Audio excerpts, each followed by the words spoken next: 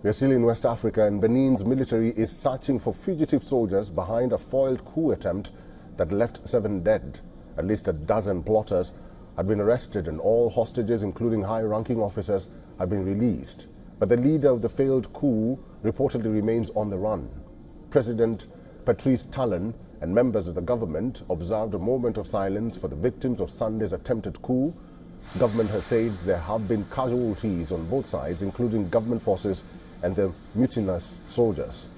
In Benin's biggest city and commercial hub, Cotonou, supporters of the president held a demonstration denouncing the attempted coup.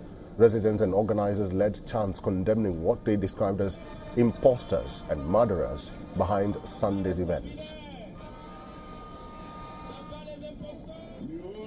The entire population is concerned, and we never want power by force in Benin again. We never want a coup in Benin again. We never want our fundamentals, our democratic achievements to be taken hostage again. That's why we have mobilized massively to say no to the enemy as one man, to show our support to the head of state, Patrice Talon, our support to the armed forces of Benin, and our support to all the Beninese people. As security forces stepped up vigilance around key institutions, newspaper headlines declared the situation totally under control. Residents say the events were shocking, but reinforced their support for the government. Many even said that the incident had strengthened public backing for the president. We really wish courage to President Talon, who has unwavering support. The people are with him. You saw yesterday, despite what happened, the people didn't even know. It was rather a surprise that people were experiencing. People were wondering why. We didn't need this. I believe it strengthens us. And with heads held high, we support the President of the Republic. We will fight as needed so that Benin is respected.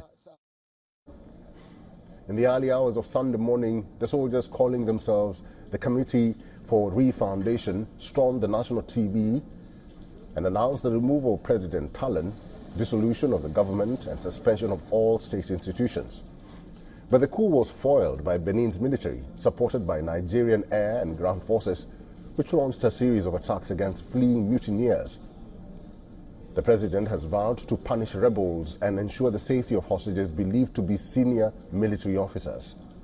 The United Nations Secretary General expressed his deep concern at the attempt to unconstitutionally seize power in Benin.